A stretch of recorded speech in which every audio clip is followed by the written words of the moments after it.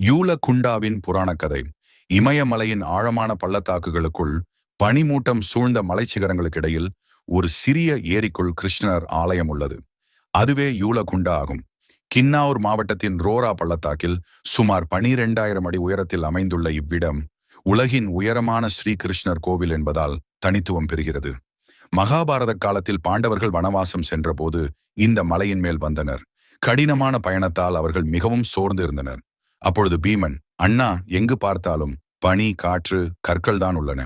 நமது பசியையும் தாகத்தையும் தீர்க்கும் தண்ணீர் கூட இங்கு இல்லை என்று வருத்தமுடன் கூறினார். அதை கேட்ட அர்ஜுனன் கிருஷ்ணரை வேண்டிக் கொண்டு தன் அம்பால் ஒரு பாறையை துளைத்தான்.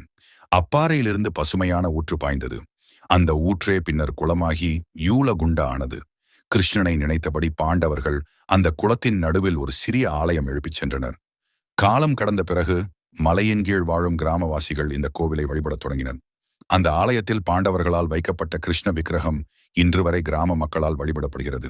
அவர்கள் இந்த ஆலயத்தில் இருக்கும் கிருஷ்ணர் குளத்தின் நீரைப் போலவே தூய்மையையும் குளிர்ச்சியையும் தருவார் என்று நம்புகிறார்கள்.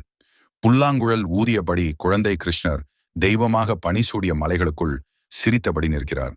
பனிப்பாறைகள் சூழ்ந்த பாறை தடங்களில் இவ்வளவு உயரத்தில் ஆலயம் இருப்பதே ஒரு அற்புதமாகும். ஒவ்வொரு பண்டிகையின் போது கிராம மக்கள் தங்கள் பாரம்பரிய கின்னாவுரி தொப்பியை குளத்தில் மிதக்க விடுவார்கள்.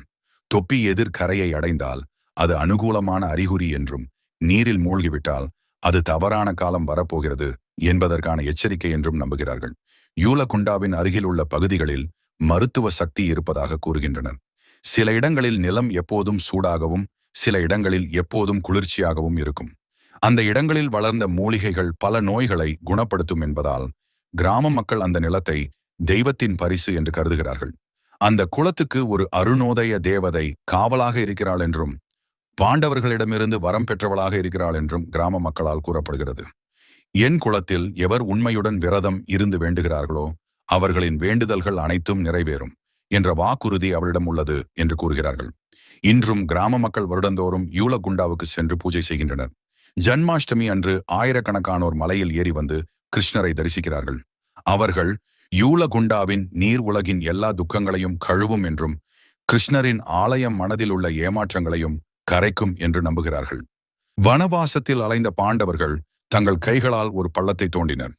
பிறகு கிருஷ்ணரை நினைத்து வேண்டிக் கொள்ள இங்கு தண்ணீர் வந்ததாக அப்பகுதி கிராம மக்கள் கூறுகிறார்கள்.